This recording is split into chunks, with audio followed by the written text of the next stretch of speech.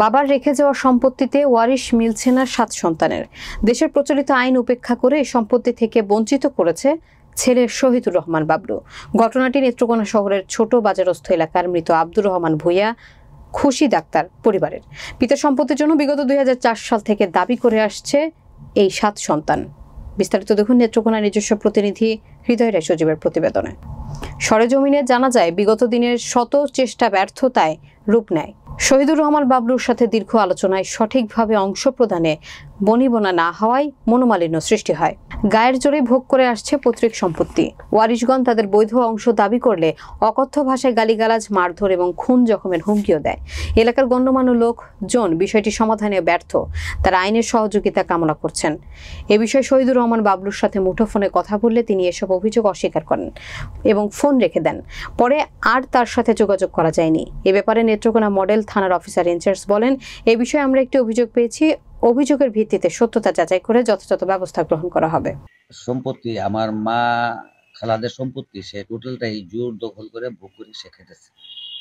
আমার মা মারা যাওয়ার পর আমার এক খালা মারা গেছে। আমার এই মামা সে বিয়ে শাদী করে নাই, তার সমস্ত সম্পত্তি আমার এক সৎ মামা আছে বাবলু, সে জোরপূর্বক ভাবে এই সম্পত্তি করে আপনার মনে করেন ভোগ করে খাইতেছে। আব্দুর রহমান খুশু, তার সম্পত্তিও সে এককভাবে জোর দখল করে আপনার ভোগ করে খাচ্ছে।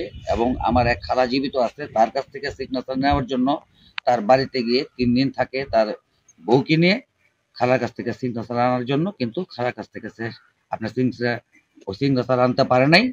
এবং খালা নিজে তাকে বলে দিচ্ছে যে তার বোনদের যার যে সম্পত্তি তাদেরকে বুঝিয়ে দেওয়ার জন্য।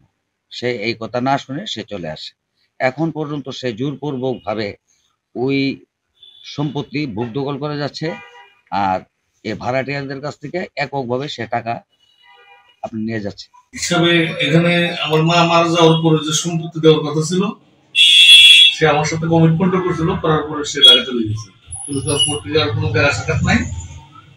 এখন দূর থেকে মাঝে মাঝে আসে, আইসা খালি ভাড়া তুলে নিয়ে চলে যায়। এই আমার মা হলো সবার বড়, আমার মায়ের ভাগটা আমার মামা সৎ মামা দিতেছে না। যখন চাই তারা এই আবল তবল কইয়া সময়টা পার করতেছে। পক্ষে আমি জানি যে এই সম্পত্তি গোলাম নওরোজ খান, সবুজ সহ তাদের ভাই বোনদের এটা ওয়ারিশ মূলে, অর্থাৎ নানা ওয়ারিশ মূলে তারা প্রাপ্য এবং তারা মালিক হিসেবেই জানি। কিন্তু তাদের একজন তার তৃতীয় পক্ষ সম্পর্কিত সেইটা জোরামলে বা বিভিন্ন কায়দায় কৌশলে সেখানে দোকান ভাড়া দিয়া বা ভোগ দখল করে সে খাচ্ছে। এটা সম্পূর্ণ অবৈধ। আমি এটার প্রতিবাদ জানাচ্ছি। পক্ষ থেকে যতটুকু জানি, এটা সবুজের নানা সম্পত্তি, কিন্তু সবুজের এক মামা দীর্ঘদিন ধরে এই জমিটা তাদেরকে বোঝাই দিচ্ছে না, উনি জমি দখল করে আছেন। এটা যাতে ওদের সম্পত্তিটা ওরা পায়, এটা আমরা কামনা করি। এটা যারা ওদের সম্পত্তি ওরা বুঝে পাইতে পারে। আমি যতটুকু জানি, এটা নানা সম্পত্তি, ওর মার ওয়ারিশ সূত্রে ওরা এই সম্পত্তির মালিক।